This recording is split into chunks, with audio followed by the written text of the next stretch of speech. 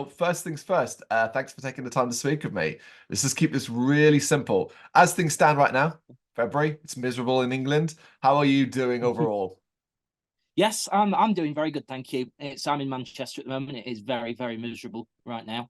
But yeah, no, we're very busy, very busy and excited to be. We're off to America in a few days' time for several weeks, supporting Flogging Molly and doing some showcase stuff out in LA. So that's about 5 weeks, the longest any of us have ever been away from home. So it's been a lot of stress and organising, and a lot of our drummer having late night meetings and then up at 5 a.m. for his work. He's very knackered out, bless him. But yeah, no, it's very exciting. It's all systems go at the moment, despite the miserable Februaryness of it.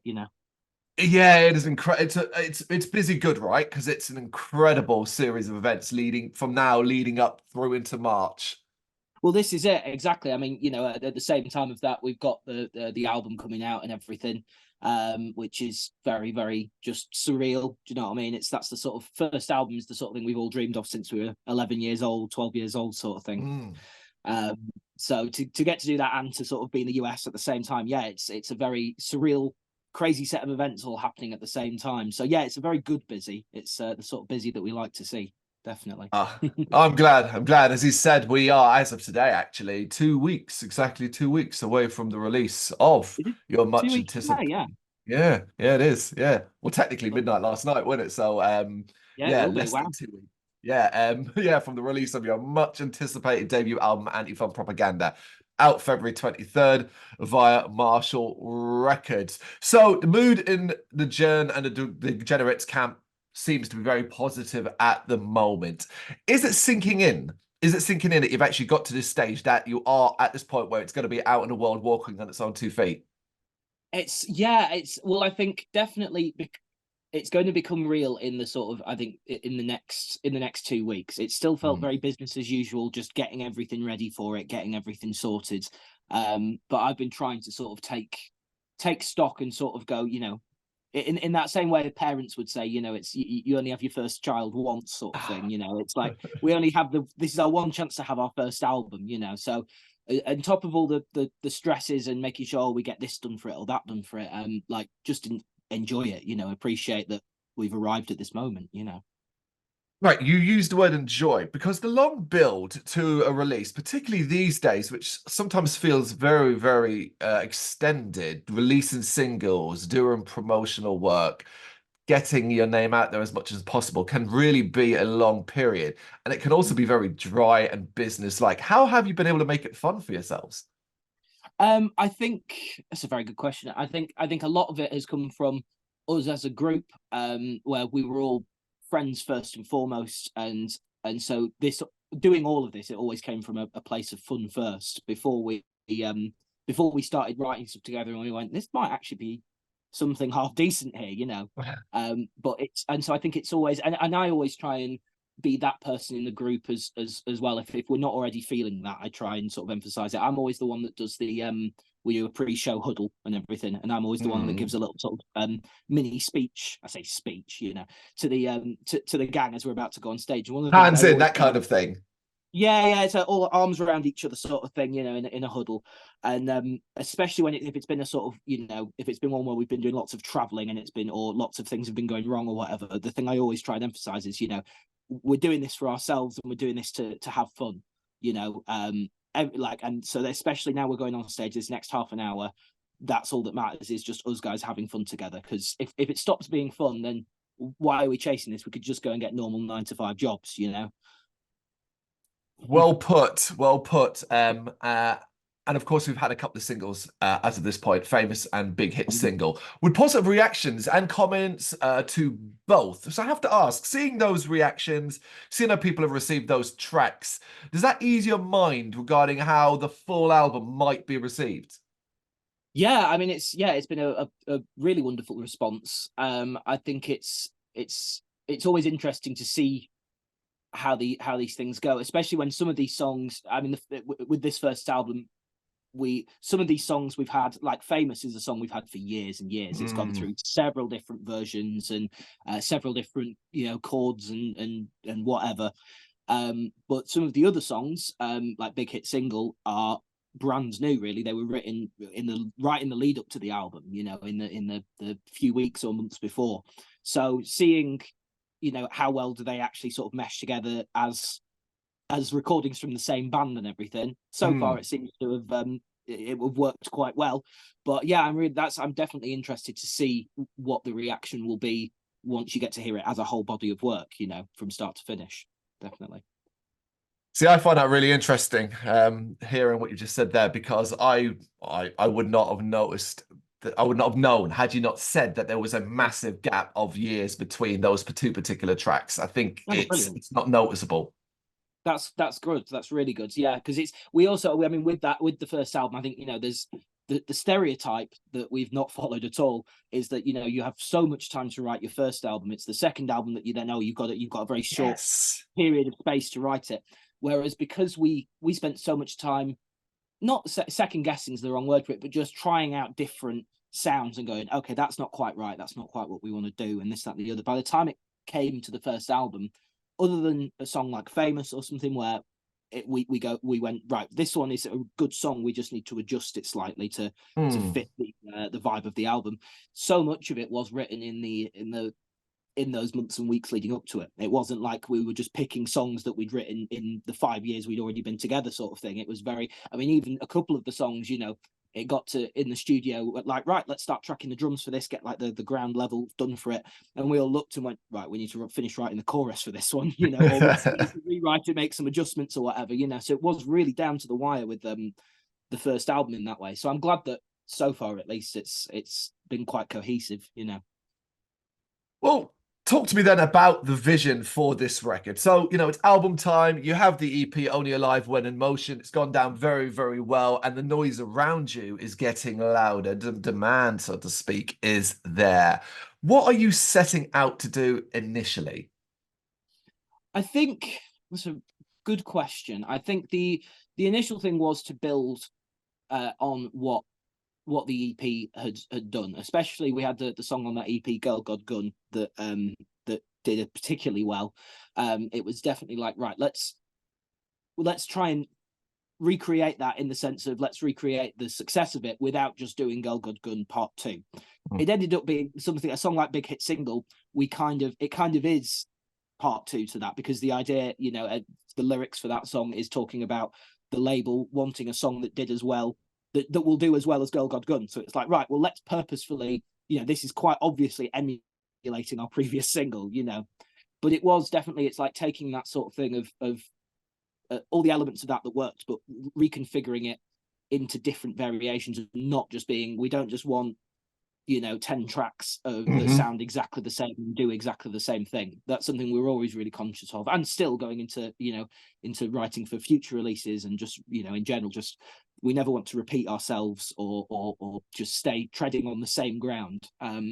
So it was definitely building on what we had, whilst also going, you know, let's see where else we can go with this. I think we also had as well, we moved slightly away from heavier stuff that we'd written in the past, and wanted to go into a more sort of, take a bit more elements from like dance or something like LCD Sound System, that kind of sort of dancey indie sort of thing. Yeah, I think that's a good way of putting it, really. I think it's a and lyrically, it's Jen's put it very well, as, you know, it's sort of being in your early 20s, navigating the idea, you know, navigating this world that is kind of falling apart in a lot of different ways, you know, and sort of trying to live your life whilst also being aware of these things and conscious of them, and trying to sort of make a positive change in some way, whilst also not getting miserable about it, you know. I understand that from the lyrical point of view, and I presume, I mean, that mindset and that thought process and the expanded look at the world existed in all of you, even when it came from whatever instrument member was playing. Yeah. Oh, definitely. It's yeah, I think, because and it's nice when we have a lyricist like Jen, who very much, there's so many songs that they've written lyrics to, that over the years I've just gone, oh my god, I can relate to exactly what she's saying there, you know. And it helped inform what we're writing and how we go about writing that so much, you know, when we have stuff that she brings in, that I just go, oh yeah, brilliant, that's exactly how I was thinking about it as well, you know. All right, considering that and the fact that every day almost you can wake up and there's something new that's going wrong, and it can be incredibly hard to keep up. Things Mm, evolve, things change as time goes by. Life throws you personal curveballs as well mm. as impersonal curveballs. How does your vision, what you want to do, what you're thinking about doing, change? Did you have moments where, because of what was going on around you, things did change? Yes, I mean, I think we've definitely had it a lot with, we've been the album one is soon to release, but we've been continuously writing throughout the last few months, just in general for our own enjoyment and for Hmm. future things that might be coming. But there's been a lot of personal things within our own lives that have come out of nowhere, and all of a sudden it's like we're trying to write singles, but we're all writing quite sad songs all of a sudden. So um it's definitely a challenge to, and again, but I think we respond to our own responses with these things, where we've now written a song that is purposefully happy, singing about trying to write a happy song, but Yeah. everything's kind of going wrong. So hopefully you'll hear that in a future time. But that's definitely, it's like we had a period of writing a bunch of sad stuff, and then we've gone, right, we need to, let's respond to that in our own way. And I Yeah. think that's a lot of how we do it, is a lot of self-awareness and a lot of sort of going back on those things. Fun. Can't wait to hear what comes next then. All right, from your particular personal place, what were there any particular challenging aspects across the entire creation process? Elements that particularly pushed you as a musician? Yeah, I think that, well, for me personally, the as a bass player, the album recording was a huge sort of push, and challenge as a musician. Because I had a certain style. I grew up listening to sort of rock and metal. Primarily, in a lot of ways, I'm a metal bass player. Hmm. I like playing very fast and going and all this sort of thing, and I like that tone. And so my thing had always been, I'd wanted to try and bring some of that into it, and it just, I was clinging on to that for so long in so many ways. And our producer Ross Orton, absolutely fantastic. I love that man so much. Hmm. But he is a no bullshit guy. If he doesn't like something, he just tells you straight away, I think that's shit, do it again. And it was an immediate thing. We got into the studio with him and plugged in my bass and my setup, and he immediately went, just sounds a bit generic, sort of American metal to me. And I had a very mini crisis over it, and went, right, Yeah. okay, at the end of the day, is it's another lesson in this sort of thing, especially as a member of rhythm section or anything like that, or sort of foundation level instruments, is like, I should always be serving the song and just serving the band that I'm in and everything. And yes, it's my band as much as the others. I should bring some of my personality into it, but I can do that whilst also suiting and serving the song. So it was a big thing in terms of massively changing up the style that I played, the songs I was learning to sort of inspire myself, just basic things in pedals I was using and amps and all that sort of thing. It was kind of a bit of a real shake up for me, but it came out in the end that I think the bass sounds really good on it, and I think I've got a far better sound than I've ever had ever had before even, and I'm very proud of it. And I think he drove me in exactly the right way to be what I needed to be for that release. I'm glad you're proud of it, because it is, your bass sound is fantastic on this album. It's really notable. It's perfect. You talk about serving the track, serving the music Mm. overall. It really, really is very much the case. But I imagine at first that would have been so disconcerting. That almost would have been confidence shaking. Was that the case? Were you able to get over it and move on quite quickly? It was a real confident, like, especially as well, I was sort of the actual moment, we were in this very small control room, and I was sort of stood up in the center, with my instrument, and everyone is in the room sat around me, and I think as well, most of the band, when he sort of went, it sounds a bit sort of generic metal, especially for what we're doing, everyone sort of gave me a look of like, oh god, that's his whole thing. you know um but it was, yeah, I had a sort of a moment, because especially as well, we'd only just met as well, and we Hmm. hadn't developed a relationship, so I was like, oh god, is this what it's going to be like for the whole thing? But I'm also someone who's, I've and it's the thing with the band in general, none of us have an ego with this stuff, especially with songwriting. There's never a like, oh, you can't get rid of that bit because I wrote that bit. Yeah. It's always again, what serves the song best. And so I certainly tried not to take it personally in any way, and I went, right, yeah, I need to be doing something that's right for the music we're doing, you know. But it was definitely, there was a moment where I sort of, you know, stood in the room with everyone looking at me with just my heart pounding out of my chest going, oh God, I'm not good enough for this, you know. Basically put a giant spotlight on you. You're standing half naked on that stage with an audience waiting for you to play. It's that scenario. Oh, literally. All right, let's flip that around. Sticking with the entire creation process, when you look back at it, what are some of your favorite memories? Some of the things that you really enjoyed? That's it. Oh, I'll have to have a think. I mean, the whole experience was fantastic. Once we got to know Ross and everything, again, it was not just for me, but for the band in general. You know, again, he was so quick to, if he didn't like something or didn't think it was good enough, and again, he was saying it for the sake of, you can do better than that. You know, he'd never just go, that shit. He would go, well, that's not good enough. Do something different, maybe like this or like that. But it was just, we'd never worked with anyone before who was so direct with us. But it was exactly what we needed. And once we got used to that, you know, it was sort of water off our backs with it. We every single time just went, right, okay, brilliant, let's try something else. And it helped us really sort of just it helped us really just let go of any attachments on any specific thing. It's like, can we make that better? Yes, right, let's do it. In terms of other areas, I mean, Ross had a dog called Lola, who was just his little princess, and Lola would go come in the morning with him and would just run around the room and get a cuddle off everyone, and then she'd go off to daycare. It was like actual sort of taking her off to school for the day. He'd come back, we'd record some stuff, and then he'd have to go pick her up again, and she'd come back so knackered out from playing with her friends that she'd just take up the entire couch asleep. And there's so many photos of like me and our guitarist Jake just like holding her like a baby, just she's just, you know, flat out kipping and snoring. So that was really lovely. In general, it was a very wholesome, just creatively affirming time where it was like, we're on the right track here, we're doing the right thing, and we were all very confident with each other and able to bounce off each other so quickly, you know. So in general, it's a core memory that I'll always sort of, you know, look back on and remember very fondly. Massive affirmation for what you guys do amongst yourselves and how you've got to where you are now, while also learning quite a bit too. Yeah. Oh God. Yeah. It was, you know, because we are a very strong unit and everything. We always look out for each other. But there is obviously the thing, you can, you know, even if you take the ego out of it, you can sort of, there's creative tensions that can happen if one of you really believes it should be something else when it's currently this, you know, you can end up with tension there. But I think we as a group are very good at handling that tension and understanding that if we are having an argument about something, it's not personal towards each other. It's not beef that we have with each other outside of it. It's purely just like, I think this will sound better for this song.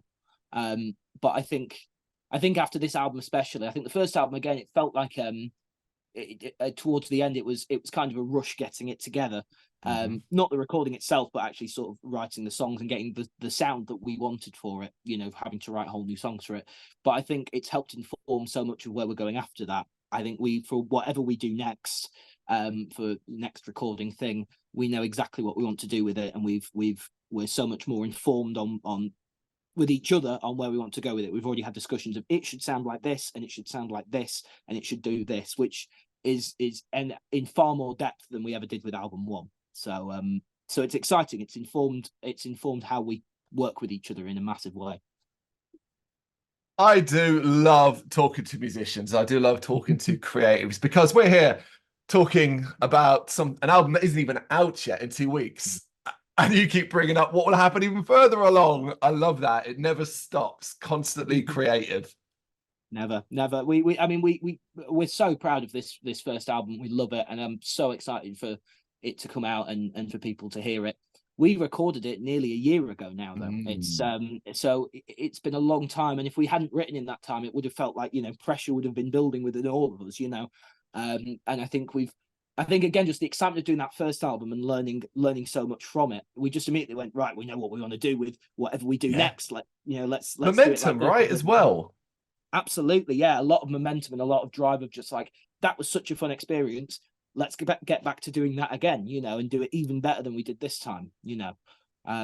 Yeah, definitely. It's, I mean, it has been, we've commented that on that ourselves. You know, the first album's not even out yet, and we're already so far ahead with lots of other ideas for new stuff, you know. But it's better to be further ahead with it rather than trying, you know, catching to keep up, you know. Yeah, it'd be worse if you're at this stage and effectively didn't have anything. But I do want to dig into the guts of anti-fun propaganda a little bit, highlighting a few tracks. I spent a lot of time with it last night. I was up all night. I had 5 hours of nothing. So effectively, I had 5 hours of listening to this album over and over again. So let's start with the title track. And the fact that it's where I kind of feel your Britishisms, as it were, really start to come through. Almost as though you wanted this to be the case. Is that so? I think, yeah, definitely. It's. You said Britishisms, didn't you? Yeah. Yeah, 100%. I think that's where a lot of it comes through. A lot of it is Jen's delivery. You know, it's so sort of British. You know, verging it on Cockney at points with some of it. You know, and so acerbic. You know, I think you can feel real sort of venom in her delivery on certain parts of it. That's my favorite song on the album, as a side thing. Just, it's a lot of fun to play. It's high energy. We're closing the sets with it a lot of the time these days, and it's just always, you get to that last bit, it's always so much fun. But I also just love, yeah, Jen's sort of lyrical attitude on that. There's the bit where she's singing about swapping lives with Beyonce or whatever, and she says, you know, she can do my shopping and her private chef can make me souffle, and then just goes, ha, you know, in a proper sort of, yeah, like you say, very sort of British, just like sardonic delivery. Yeah. And I agree with you entirely. That's definitely it can only have come from this country, really, couldn't it? That song. There it is. Yeah, absolutely. I love it. I love it. I love that you're ending the set with it. My God, what a great one to do. Okay, let's talk about Girls, because I find this one quite experimental. Obviously, the lyrical message is simply fantastic. I think it's a very special track, but it got me thinking about what lines you might have had in the sand when it came to experimenting on the album overall. Did you have anything, or were you quite free and easy about what we could and try? Um, I think we were always open to experimenting, but I think as well, like kind of what I'd said with the album a little bit earlier, is that we were trying to sort of hone in and find, you know, because we've been up until that point very scattershot, experimenting almost too much, you know, where we've been going, let's do something really heavy and let's do something, you know, really, really light, and let's do an acoustic song or a ballad or whatever, you know, and we really wanted to try and cohese it all a little bit more. So there definitely was experimentation. I think Girls is a good example of, we wanted to write something really, really tight, really simple, that doesn't veer off in 100 different directions. You know, I mean, even just the midsection, you know, the bridge midsection, whatever you want to call it, is just the same riff as the verse, just played ever so slightly differently. You know, it's played a bit less openly. So it's just things like that as well, of like trying to rein in our, you know, sort of as we were as teenagers, or, you know, in the first years writing the band, where it's like, okay, here's the riff for the verse, now what? Right, different riff, now we need another riff, now, you know, and just you keep adding stuff. We wanted to simplify it and just go, let's do something that's 3 minutes or under, doesn't have many, you know, it's the same couple of ideas with just variations upon, you know.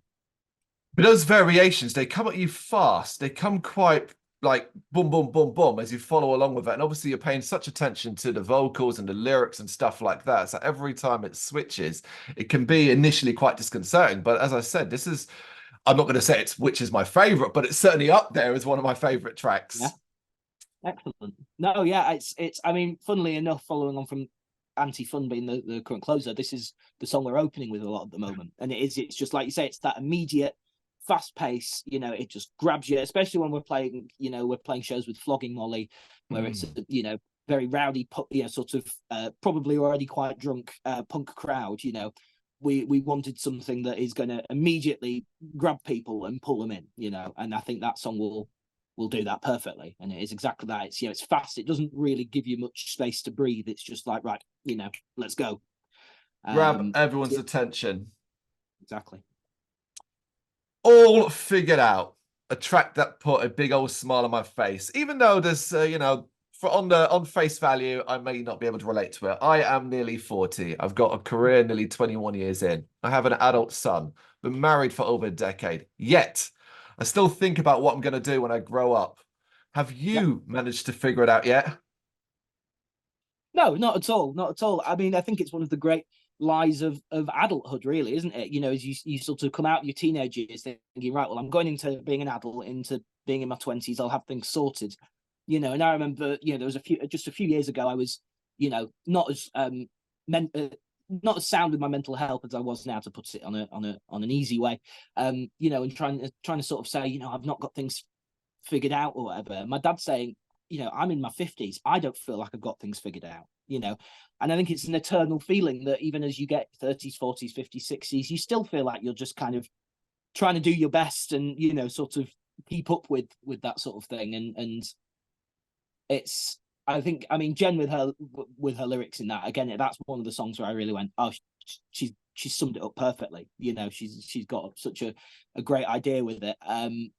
But it's and that one has had a lot of good responses. Jen always does a thing live where it's sort of like, you know, who here is in their 20s or, you know, sort of early adults and doesn't know what they're doing, you know, is that a normal feeling, sort of thing. And yeah, I think it's interesting that you can talk to so many people in, you know, 20s, 30s, 40s, 50s, like I say, you know, and like yourself, you said it, you're still sort of going, right, what am I doing next? I have no idea what's going on, you know.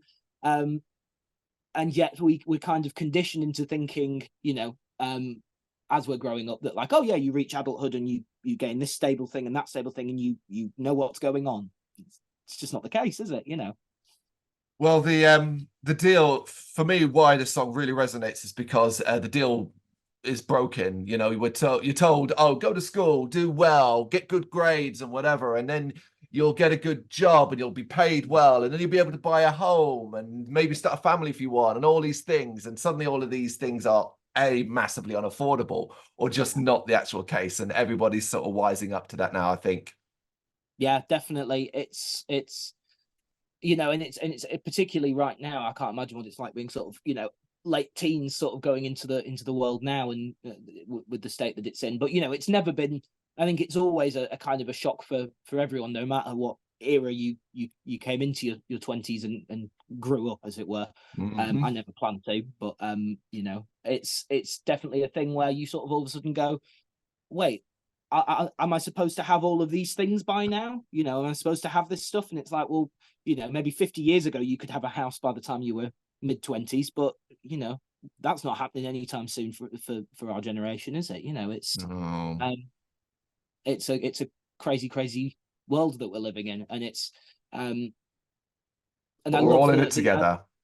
yeah, this is it. That song also has a lovely the spoken bit in the sort of midsection, talking about the Jen talking about the Sims with our friend who most of us have known since we were about 12 years old, Sasha, who was turned up for the recording. She's with our drummer Ev, and so she sort of jumped in and did this little spoken bit with Jen talking about the Sims. And again, just that idea of, you know, using something like that where it's like you can have actual control over your life very easily in something like, you know, in a video game, in The Sims or whatever, you know, and it becomes a lovely simulator for something that you can't quite achieve in the real world, you know. But also super relevant because it's The Sims. Turn you back for 5 minutes, the baby's on fire, the house is burning down, and death's at the door. Absolutely, this is it. It's I mean, it's scary how similar to life the Sims can be, how much life can imitate art. Fantastic. Okay, post-cool. What's a trend that you will admit to having chased at a time in your life? Ooh, I think oh, that's a really good question. There was definitely when I was still sort of a very young teenager and trying to find any sort of friends or fit in, I went and bought a dappy hat, you know, when N-dubs were a thing, you know, those Oh stupid no. and I definitely it by the time I bought one, it was already kind of getting out of style, in that typical way. I definitely as well. Again, I grew up as a metalhead, in a lot of ways, and there was a brief period where, you know, because I love all kinds of music, you know, if really there's two types of genres. There's good and bad. If I like something, then I like it. I don't really care what the genre of it is. But I definitely went through that period again as a sort of young impressionable teenager where I discovered the big four of thrash and all that sort of thing. When anything that isn't at 200 BPM isn't music. And that was definitely something. It didn't take long for me to sort of get out of that and go, actually, I grew up listening to musicals and pop music just as much as any other, rock or metal band or anything. This is silly. But it's definitely, I mean, we're all kind of at different points in our lives, all trying to sort of chase trends in some sort of way and trying to sort of fit in. It's part of human nature, isn't it, to want to fit into a tribe or society, Even the song itself of Post Cool, it's sort of inviting you, going, what this is now, what we're doing, this is post cool. Come get involved. So it's even kind of there, ironically or otherwise. Yeah, chase this trend as well. Absolutely, it's another fantastic track. I feel like we could talk about every single track in a different way, but I'm just going to pull out one more. And I wanted to separate it because it is different and obviously it deserves its own spot. And it is, of course, Jude's song. Obviously a very personal song for Gen. And from certain perspectives, of course, you wouldn't be able to necessarily share with me a lot of details. So I want to talk about it from your perspective individually. What does this song mean to you? What do you get from it? How does it affect you? Well, I can tell you, I have a very vivid memory of hearing Gen play that song for the first time. Sort of maybe 8 to 12 months before we went in to record the album. It was 2 a.m. and we'd been on some sort of night out. I don't know whether it was after a gig we'd played or whether we'd just all been out drinking or something, but we sort of got back to hers and she has a piano in her front room. She sort of went, I've got this new song, started playing it. And just by the end, I was in absolute floods of tears. I mean, I'm an emotional baby at the best of times, but we've all lost someone in our lives. Even if you haven't yet, anyone listening to this, it's going to happen at some point, and it's it's going to be a really tough experience to go through.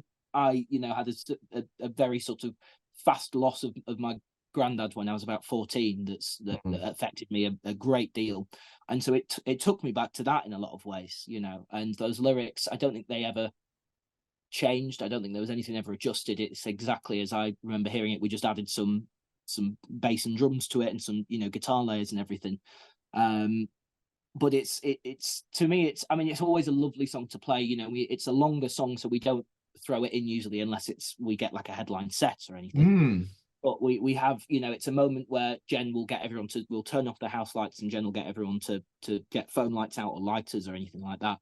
And she always has a little moment where she'll say to everyone, if you've got a loved one that you've lost, now's a chance to sort of bring it out and everything. And I always think of, my granddad, this is his ring that I wear here. You can't really see it, but I always wear it on stage, either around my neck or on my finger. And he was always stereotypical sort of paternal figure, wanting to support the band and whatever music I was doing at that time. So he's always the one that I sort of bring with me when we're summoning our loved ones at that moment, and it's always kind of tough to play, but it's beautiful and it's so simple as well. I mean, it doesn't need to be anything more than what it is, and the way it builds and everything. Again, I can sort of wax lyrical about this song because I didn't really write a single part of it. It all came in. Jen had put it all together, and it was beautiful already.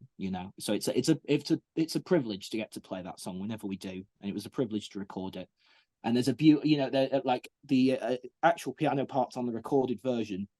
First half is played by our guitarist Jake, who does a fantastic job. But then our producer Ross had a friend who sort of had who was fixing up some pianos or he was doing something. He was sorting something out for him, and he'd been into the studio a few times. And he's this amazing piano player. I feel awful because I can't remember his name off the top of my head.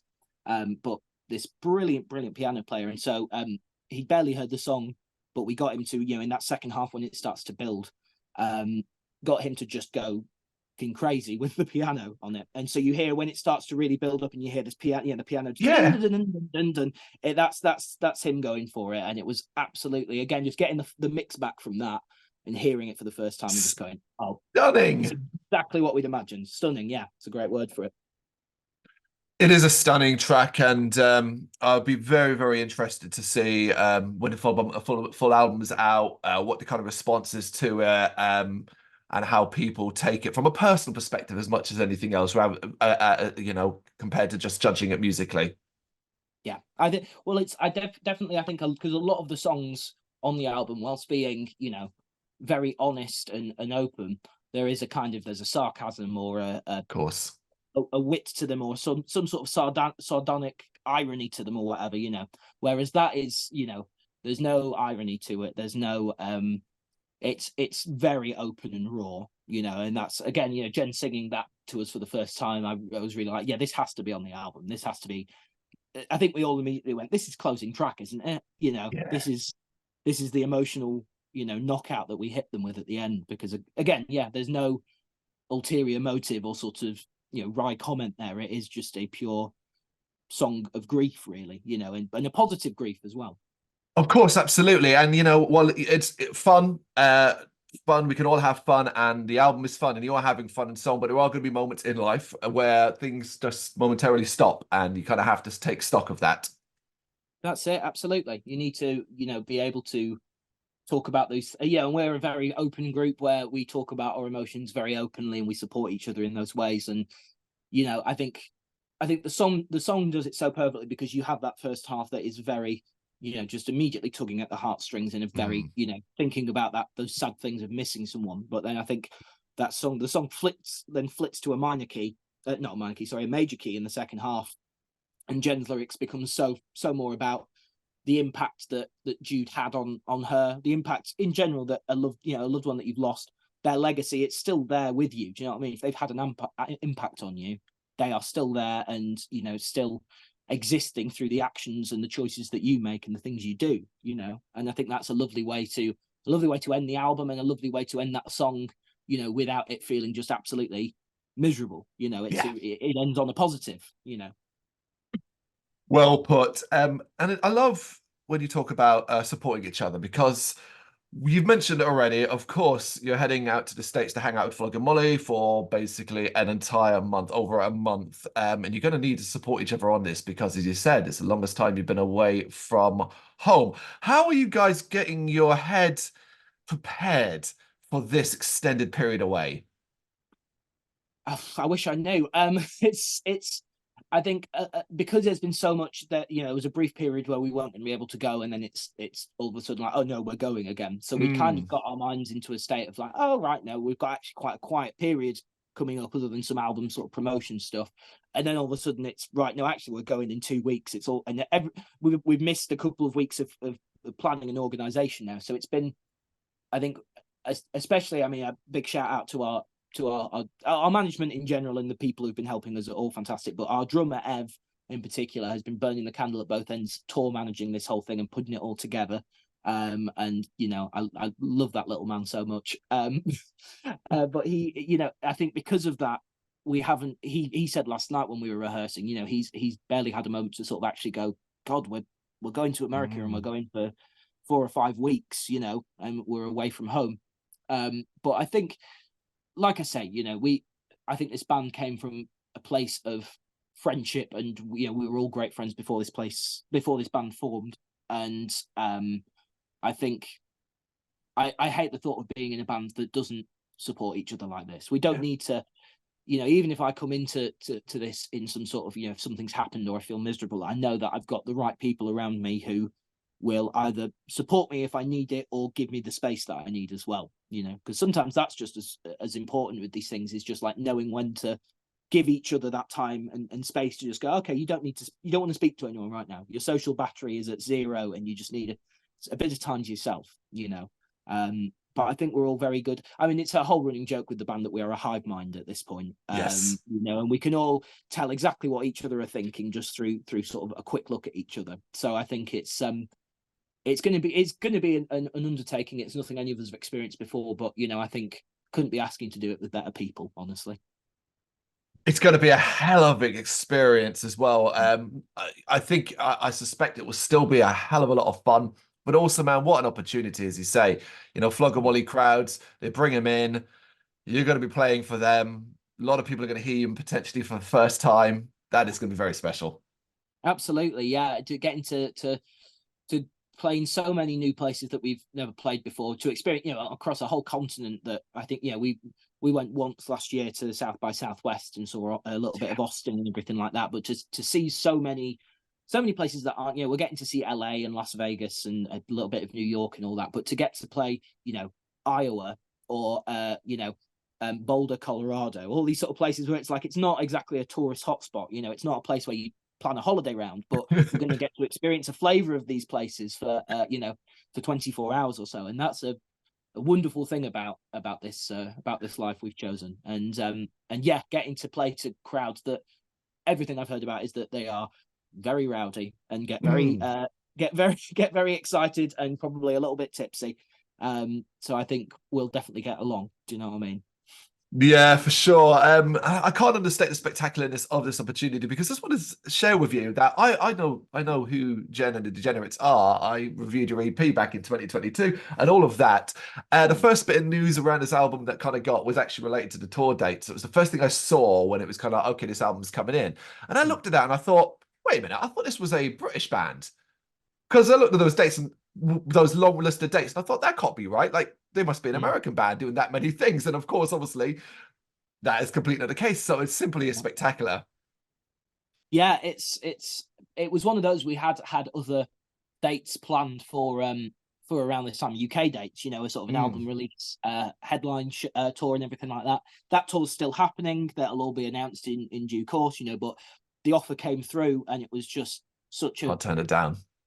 This is it. How could you say no to something like that? To get to go out and do all that stuff and play to such a big new crowd, and to the sort of that thing of, if I could go back in time to sort of 16-year-old me and say, in 10 years time, you'll be on tour in America, for 4 weeks whilst your first album comes out. It's like, I think you'd have a far lot less to moan about. I think you'd just go, all right, everything's going to be okay. It's not an opportunity you turn down, and it's a chance to just, to gain a whole new fan base, hopefully. And of course, you just dropped it in there as well, and I want to make sure it's mentioned again as well. During this period, on February 23rd, of course, Anti-Fun Propaganda, your debut album, is released via Marshall Records. Equally as important as that tour, equally as important as everything going forward, if not more. Jay, we're almost hitting the 45-minute mark. So this is entirely up to you. I could have a couple more minutes of your time involving Ozzy Osbourne and the random cards in his head that we pull out and ask. It's up to you. If you want to stop, we can stop, or we can carry on. No, absolutely. Let's do it. All right, I'm going to pull some couple out. And all right, tell me the worst joke you know. Oh, God. Right, there's one that I could tell that would go on forever, where my ex-girlfriend, at the time we had our first date, and I told her the joke, and she said, I nearly didn't go for a second date with you after you told that joke. It's not offensive, it's just so stupid. So do you want me to do this one? I'll do it at a decent pace. So Go for it. There's a mummy balloon, daddy balloon, and a baby balloon, living very happily together in a house, lovely, happy balloon family. Except baby balloon is now starting to get he used to sleep in bed with mummy and daddy balloon. He's getting too big to sleep there now. And he's growing up. They want him to sleep in his own bed. So every single night he keeps trying to sort of get up and sneak into their bed, and they keep going, no, you need to go and sleep in your bedroom and everything. You're growing up now.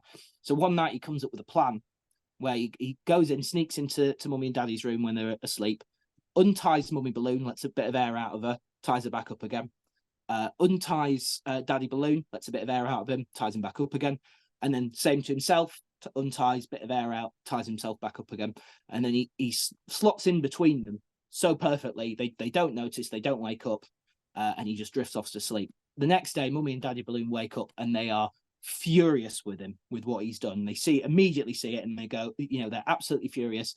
And daddy balloon says, you've let me down, you've let your mum down, but most of all, you have let yourself down. That's a good one. You got the second date, right? You had a second date. Oh, yeah. I mean, the whole thing ended not great anyway, but, we'll move past that. It wasn't related to the joke, thank God. I did get the second date in the end. Miracle there. Yeah, I like that. I asked for a bad joke. There it is. Okay, this is regional for the Brits. What goes on chips? Um, Either gravy or curry sauce. I'm a Yeah, northerner, so I have there it gravy on is. everything. I'm all about gravy. There it is. Nothing wrong with it. Even though I'm from the south in London, I see nothing wrong with that either. The only thing I put my foot down against, I hate vinegar. I really hate vinegar. And everyone else in the band loves salt and vinegar crisps. I know that it's always getting requested on the rider if we happen to get the option for a rider. So I turn up at the venue and there's a big bag of crisps and I don't want a single packet of them. Oh, curse. I hear you. This is Okay. my curse, my life.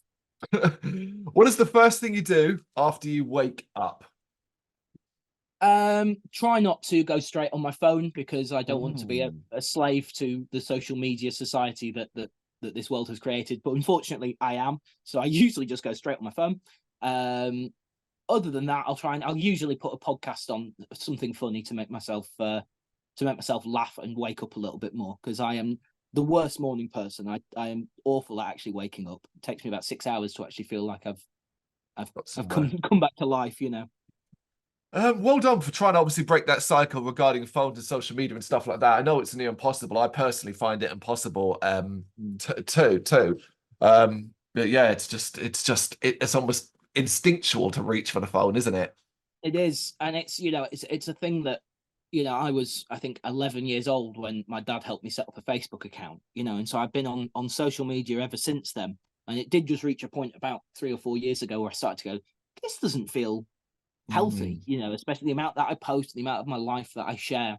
So I've over the years started to reduce the amount that I post and share, and I'm now at a point where I either take regular breaks. I'm so close to actually just either deleting the accounts entirely or sort of locking myself out of them, getting a friend of mine to like change the password and go, don't tell me the password. I don't want an excuse to actually like log back in Mm. and have a look. I think, yeah, it's a very personal thing as well. Just, yeah, myself growing, my entire teenage years was spent arguably too much time on social media, and I think it's a scary thing for people to grow up with in such an extreme amount. Have to follow that up because from a personal perspective, I completely understand it, but I also know, and you will know as well, that when it comes to band stuff, it's almost a Mm. requirement. And we're not just talking about one social media platform, we are talking about 3, 4, 5 streaming sites and so on. How do you get that balance right? Yeah, I myself, I've helped out with the YouTube and stuff like that. I mean, back in the day, about when the band first started, I was helping to post stuff. Jen does a lot of that now, because she has sort of an idea for what she wants to do with it, or Hmm. what works in a post. We've been trying to do a bit more on TikTok, and she's really leaned into yeah, I mean, she's got some big viral hits now and everything like that on Yeah. there. So that's always cool to see. But yeah, I help out filming the videos and everything like that, but also, again, it can affect my brain a little bit too much when we're talking so much about algorithms and everything like that. And it's like, it is a necessary part of being in a band in the modern day. And there's lots of positives to it as well, because it's, we're not having to rely on old style media to publishers and promoters and everything. We can kind of take it into our own hands. But at the same time, yeah, it's I try not to let myself get too absorbed into it, or I just start to have an existential crisis. No, well put. Okay, who is someone, and it can be from any walk of life. It can be personal to you. It can be from a different form of media, but someone that you cite as an inspiration. Um, the obvious one I've mentioned several times is James Hetfield and Lars Ulrich. I think without Hmm. them, I wouldn't be playing music really. Probably, I've got Hetfield tattooed on my ribs here. I'm an absolute anorak for them. Outside of that, um, George R. Martin, who wrote A Song of Ice and Fire, the Game of Thrones books. I Hmm. mean, the show is, it ended how it did. I've got thoughts on that, but that's a whole other podcast. But the books themselves, I still, very regularly every year or two go back to, and they're just my favorite work of fiction ever. They're so dense and there's so much to unpack. Every time you read them again, you notice something new. So yeah, big inspiration for me there as well, definitely. Do you think he'll ever finish it? Oh God. Well, this, yeah, this. I've come to terms with the idea. I've stopped thinking about it because I finished the books 10 years ago this year. So I've been waiting 10 years. I mean, the people who were reading them as they went out, they've been waiting 13 years now, you know. Like, if it, you know, I think it's highly likely we'll get book 6. Yeah.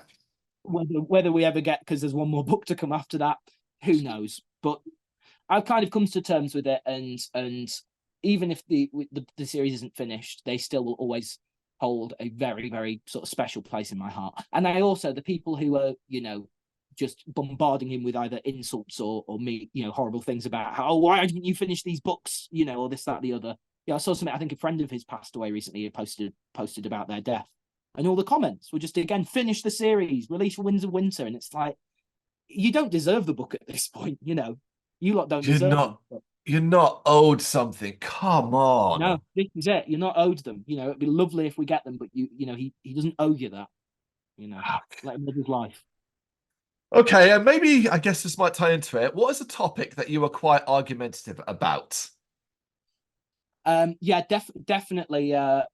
Talking about the books in general, but obviously specifically the show. I go back and reread the books all the time. I've not gone back to Game of Thrones since it finished. I'm a huge Doctor Who obsessive as well. I'm that kind of nerd. And you know, I have very, very strong opinions about that.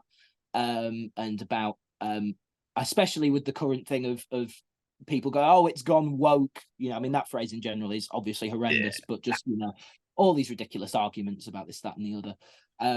And also going back to Metallica, Lars Ulrich, I'm a huge apologist for that man. And I will stand on that ground and fight for him on most things. Maybe not on certain things, but on most things, I will go, actually, don't you speak ill about that man, you know.